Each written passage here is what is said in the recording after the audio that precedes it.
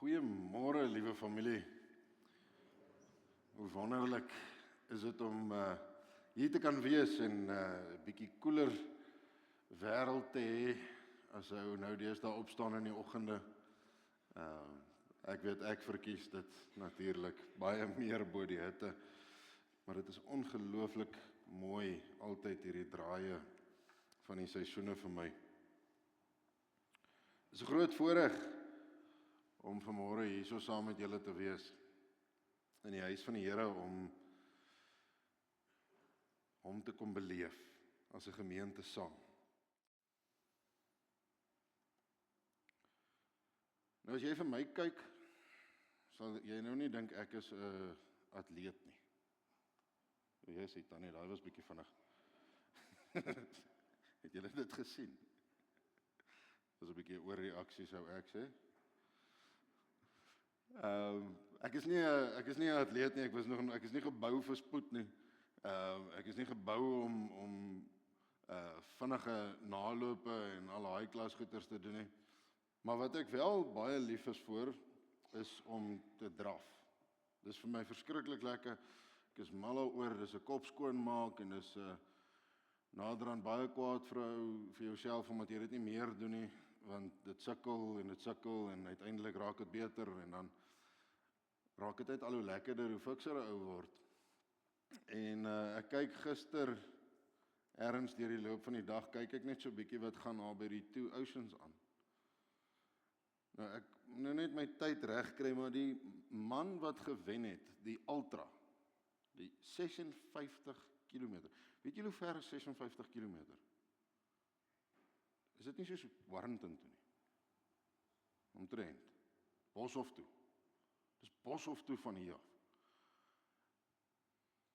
Hy het dit in, ek dink dit was 3 ure, 9 minute en 30 sekondes. Gehardloop. Ongelooflik. Ek het nou nie die som gaan maak nie, maar dit vertaal na baie min minute op 'n kilometer. As ek hardloop ek nie vir tyd nie, ek hardloop om te kyk of ek weer by die huis gaan uitkom. Hierdie ouens hardloop vir tyd en hulle druk hulle liggame, ek dink absoluut in die rooi in.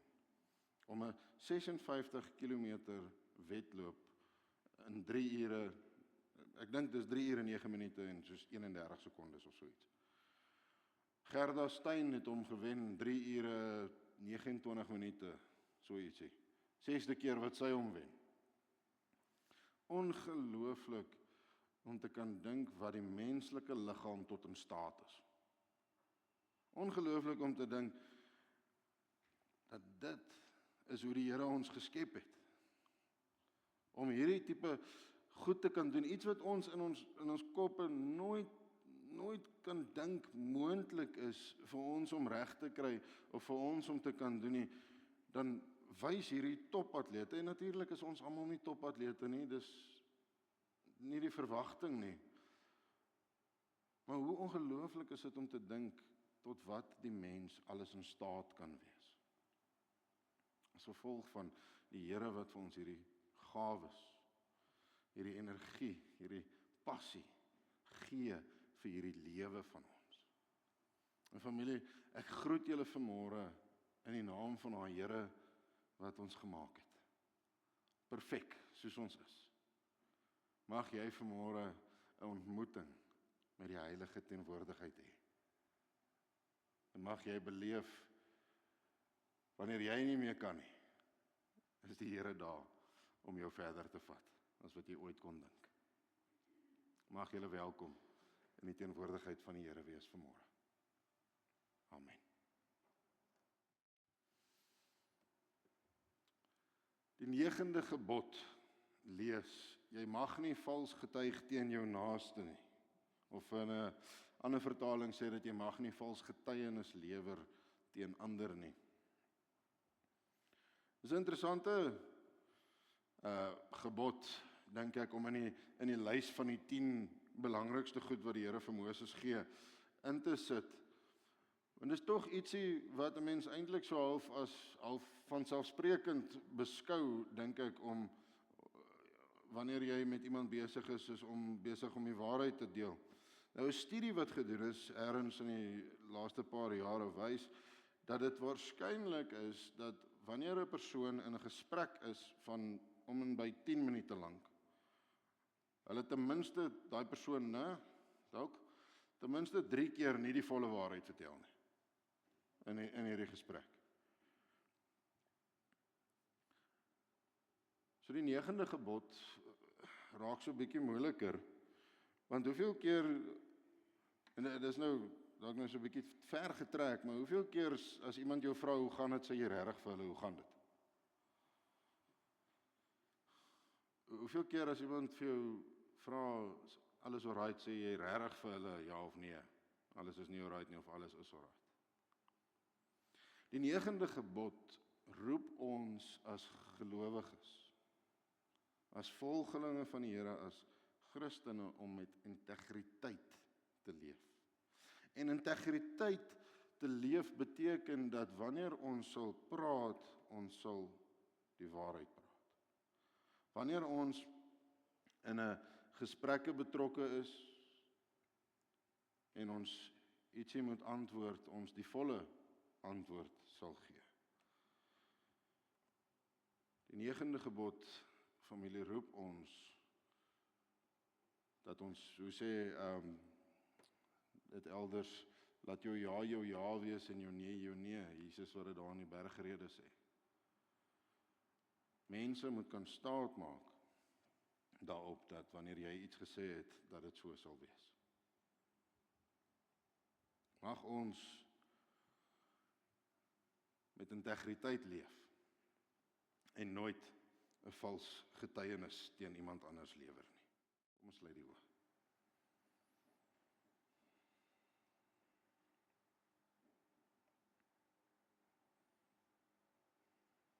Hemelse Here, hoe wonderlik om vanmôre weer hier in die gemeente, in die kerk bymekaar te kan wees. Here, as 'n geloofsfamilie wat geroep is en gebind is deur U liefde. Vader, hoor ons as ons sing tot U eer. Lei ons as ons deur die woord lees en saam gesels daaroor. Seën ons, Here, wanneer ons hier uitgaan met nuwe hoop, nuwe moed, nuwe krag. Dankie vir nog 'n week wat verby is, Here, en vir een wat vir ons voorlê. Mag U genade saam met ons op hierdie reis bly. Mag U liefde elke dag vir ons genoeg wees. Bly by ons, Here. Amen. Ons is so amper by Paasnaweek. Ons het volgende naweek die Paassangdiens en dan daarna begin die Paas feestyd en Paasfees wat natuurlik week daarop sal plaasvind of Paasnaweek. En in ons reis eintlik al deur hierdie hele jaar waar ons nog die hele jaar met Jesus se verhaal besig is, begin ons nou, ek wil nie sê, hoor my reg as ek dit sê, maar ons begin so half die einde van Jesus se aardse reis beginne betree. Die tyd van die kruis is naby, die graf, die opstanding, is alles besig om nader te kom. En ons staan vanmôre stil by 'n baie spesifieke gedeelte in Jesus se verhaal, en ons gaan uit 2 gedeeltes uitlees. Ons gaan lees uit Markus 14 uit, ons gaan daar lees vers 66 tot 72, maar dan gaan ons ook lees uit Lukas 19 uit. Dit gaan ook op die bord verskyn. Lukas 19 vers 37 tot en met 40. Nou, waar ons vandag stil staan, is ons nou al by die Pasga maaltyd verby, wat ons verlede Sondag oor gesels het. Jesus is al na die tuin van Getsemane toe, hy is al 'n gevangene geneem, en hy is nou al reeds deur die verhoor. Mens moet eintlik dit maar so in hakkies sit, want dit was regtig nie 'n regverdige verhoor gewees nie. En dan, wat ons hier kry, is ons kry vir Petrus, die apostel Petrus, wat hierso binne in Jesus se verhaal ook sy eie verhaal ingeskryf het. En ons lees dit in Markus vanmôre.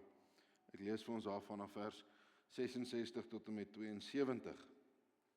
Terwyl Petrus onder in die binnehof was, kom een van die diensmeisies van die hoëpriester, en toe sy vir Petrus sien besig om homself warm te maak, kyk sy na hom en sê, ook jy was saam met Jesus, die Nasarener.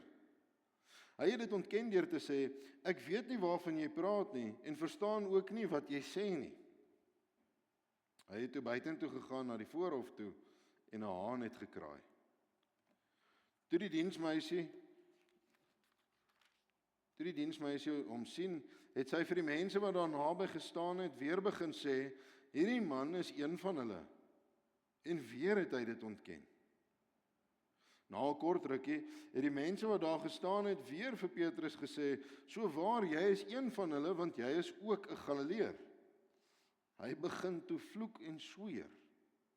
Ek ken nie hierdie man van wie julle praat nie. En onmiddellik het 'n haan 'n tweede keer gekraai. Toe het Petrus die woorde onthou wat Jesus vir hom gesê het, voordat 'n haan 2 maal kraai, sal jy my 3 keer verloon.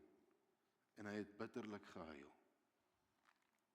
En dan as ons blaai na Lukas 19 toe, kry ons nou hierso vir Jesus wat sy intog in Jerusalem mee besig is. Hy is besig, die mense dis daai verhaal wat ons weet, wat hulle die palmtakke en hulle klere so voor hom uitgooi op die pad, en wat hy inkom in Jerusalem, en dit lyk soos een of ander massiewe groot feesvieringsparade, soos wat Jesus hierso inkom. En ons lees dat die mense verskriklik opgewonde was en baie geraas gemaak het eintlik. Want as ons lees vanaf vers 37 af, lees ons, toe hy al naby die afdraande teen die Olyfberg kom, het die hele skare disippels God vol vreugde hardop begin prys oor al die kragtige dade wat hulle gesien het. Hulle het uitgeroep, geseënd is die koning, hy wat kom in die naam van die Here. Vrede in die hemel en heerlikheid in die hoogste. Sommige van die fariseërs in die skare het egter vir Jesus gesê, meester, berisp u disippels. Maar hy antwoord, ek sê vir julle, as hulle stil bly, sal die klippe dit uitroep. Ons lees net tot sover vanmôre. Hierdie 2 teksgedeeltes wat op die oog af lyk asof hulle niks met mekaar te doen het nie, hou vir ons vanmôre waarhede in. Dit spreek iets van die onvermydelike waarheid van Jesus Christus vir ons uit. In Markus 14, die gedeelte wat ons eers gelees het, sien ons vir Petrus, soos wat ek gesê het, net na die inhegtenisname en hierdie konsyse verhoor van Jesus, in vrees en eintlik maar in verwarring rondloop. Ek dink dit moes 'n ongelooflike moeilike plek gewees het waar hy nou was, in sy eie lewe, in sy eie kop. Want hy het een keer op 'n tyd, net voor hierdie, het hy gesweer dat hy nooit vir Jesus sal verlaat nie. As Jesus vir hulle sê, julle gaan my verlaat, of jy gaan my verloon, dan sê hy vir hom, Here, ek sal dit nooit doen nie. Ek sal dit nooit doen nie. Ek sê, ek sal u nie verlaat nie, al moet ek sterf, is sy antwoord daar. Maar dan lees ons in hierdie gedeelte, kom daar 'n uitnodiging, of 'n uitdaging oor sy pad. En 3 keer na mekaar ontken hy dat hy hierdie man enigstens geken het. Die diensknegte, of die diensmeisies, soos wat ons hier lees, herken hom as iemand wat saam met Jesus was. En omdat Petrus in die binnekring van Jesus se groep was, sou dit waarskynlik maklik gewees het om te weet, hy was saam met hulle. Maar Petrus, sien ons, uit vrees vir verwerping, uit vrees vir vervolging, weet ons nie, ontken dit ewiglik. Nou as jy die 2020 vertaling lees, het hy begin vloek en sweer. Dis nogals 'n drastiese reaksie, sou ek sê. Hy sweer op alles wat hy is, op alles wat hy het. Hy ken nie hierdie Jesus van Nasaret waarvan die mense praat nie. Dit is 'n ongelooflike, desperate poging om homself te beskerm.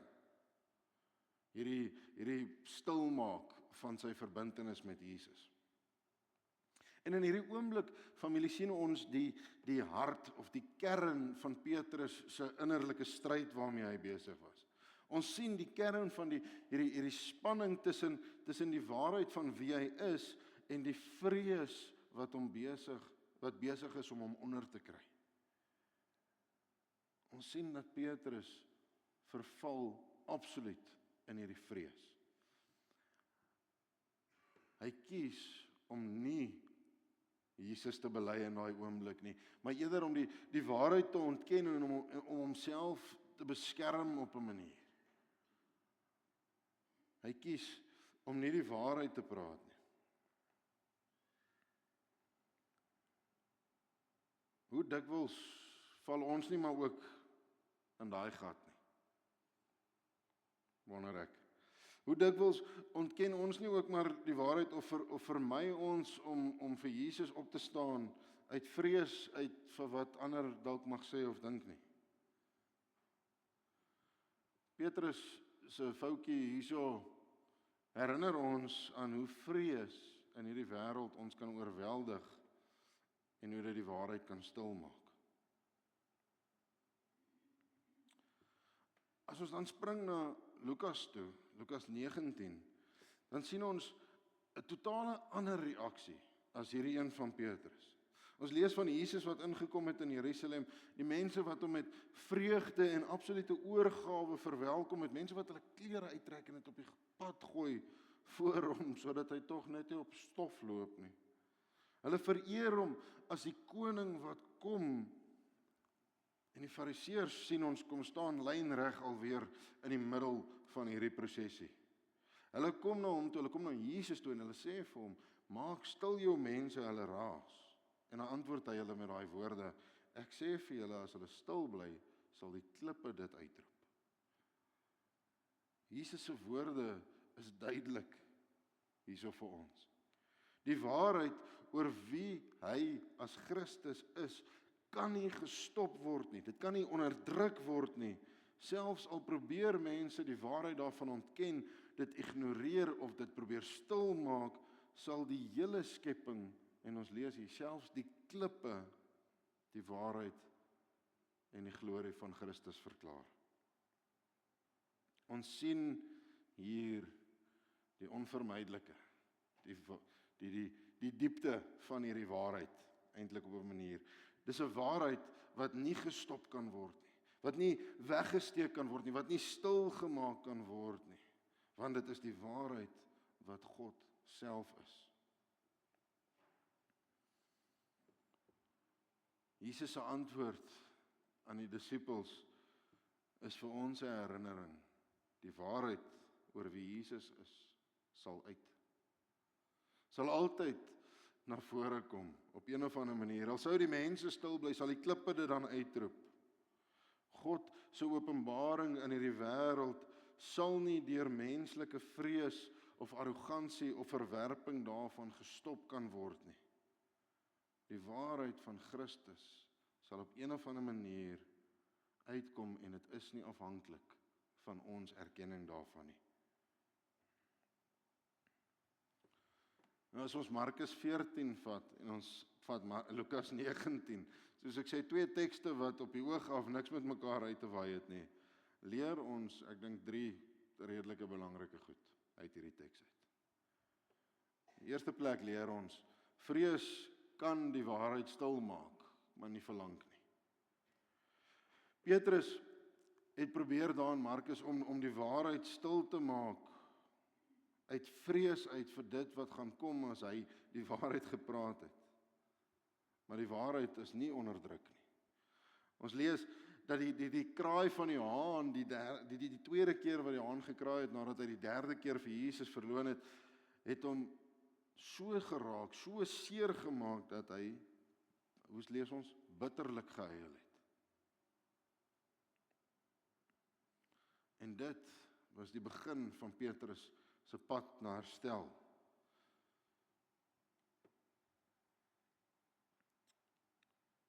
Petrus se moment daar met die hane wat gekraai het, herinner of roep by ons ietsie aan wat sê in die donkerste oomblikke van ons vrees. Maak nie saak waar deur ons gaan nie, maak nie saak hoe diep en donker die wêreld vir ons voel nie, sal die waarheid van God in ons lewens deurbreek. Ongeag hoe erg ons dit probeer onderdruk. Die waarheid van Christus sal nie kan stil bly nie. Nou ons lees later dat wanneer Jesus uit die graf uitgekom het en die mense vir die eerste keer by die graf gekom het en hulle sien die klip is weggerol daar in Markus 16, lees ons dat hulle sê nou nie spesifiek nie, maar ons neem maar aan met oorlewering engel daar gesit het en hy dan vir die mense wat by die graf kom sê, gaan sê vir die disippels en in die besonder vir Petrus dat hy julle vooruit na Galilea gaan. Dis nou die engel praat oor Jesus. Op 'n manier begin Petrus se herstel na disipel, na volgeling in daai oomblik. Want dit is 'n spesifieke uitnodiging van die Here Jesus af om vir Petrus te sê, maar weet jy, ek weet wat jy gedoen het. Ek weet dat in die oomblik van vrees, van donkerte het jy nie die waarheid gepraat nie, het jy my verloon, maar kom. Dit is baie interessant, gaan sê vir die disippels en in die besonder vir Petrus. Gaan nooi hom spesifiek uit, want hy dink waarskynlik hy is nie meer welkom nie. Petrus word uiteindelik 'n hoeksteen van die Christelike kerk. Al het sy verhaal hierdie donker oomblik van verraai of verloning gehad, eindig dit nie daar nie, want die Here se waarheid vat weer oor. In die tweede plek, dink ek, gesels hierdie tekste of leer hierdie tekste vir ons dat die waarheid oor Jesus is onomkeerbaar. Dit kan nie gekeer word nie. Dit sal nie gekeer word nie. Want ons sien dit dwars deur Jesus se verhaal. Maak nie saak wat die mense, wat die fariseërs, die skrifgeleerdes, die priesterhoofde, die familiehoofde, die Romeinse volk, wie ook al probeer het om Jesus te stop, hulle kon dit nie regkry nie. Al het hulle hoe hard probeer om dit stil te maak, hulle kon dit nie regkry om hierdie boodskap, hierdie verkondiging van hierdie goeie nuus stil te kry nie. Want die wêreld het naderhand uitgeroep. Die waarheid sal uitkom oor Christus in hierdie wêreld, want God se plan kan nie gestop word nie. En in die derde plek is dit 'n oproep vir ons om Christus te bely selfs in vrees. Petrus het onder die vrees geknak. Maar dit was nie die einde van sy verhaal soos wat ons lees nie. Jesus het hom weer herstel tot op sy plek en later het hy sy geloof weer so sterk bely dat duisende mense tot bekering gekom het. Ons moet leer, familie, om nie in vrees te lewe in hierdie wêreld van ons nie, maar om die waarheid van Jesus met moed en met oortuiging te bely. Dit is deel van ons roeping as Christene, as volgelinge van Christus, is om hom te bely, nie net wanneer dit maklik is nie, maar juis wanneer dit moeilik is. Veral wanneer dit moeilik is. Familie, ek dink hierdie tekste is vir ons duidelik. As ons die waarheid oor Jesus ken, kan ons nie stil bly nie. Kan ons dit nie vir onsself hou en dit onderdruk nie. Mag ons nie soos Petrus wees, wat in die oomblik toe dit die meeste getel het, onder vrees geknak het. Maar mag ons die moed hê, familie, om die waarheid aan te hou bely in hierdie wêreld wat eintlik maar teen Christus gedraai is. Mag ons ook nooit gevang word dat ons die waarheid van Jesus probeer stilmaak of ontken nie, maar dat ons hom eerder in elke oomblik eer en vereer, Mag ons altyd onthou dat die waarheid van Christus nie skrik of vir hierdie wêreld of onderdruk kan word nie. Dat dit ongeag die omstandighede altyd na vore sal kom. Familie, ek sluit af. Mag ons nie vergeet nie, ek sê vir julle, as hulle stil bly, sal die klippe dit uitroep. Mag ons as 'n gemeente, as 'n gemeenskap van gelowiges, die waarheid van Christus uitroep tot eer van die koninkryk. Amen. Kom ons bid saam. Hemelse Here, wanneer ons hier kom sit, Here, met 'n nuwe week wat vir ons voorlê, help ons dat die klippe nooit namens ons hoef uit te roep nie. Dat daar waar ons kom, daar waar ons beweeg, daar waar ons leef, Here, U waarheid gesien en gehoor kan word. Mag ons in oomblikke van vrees na U toe gryp en U nog steeds uitroep.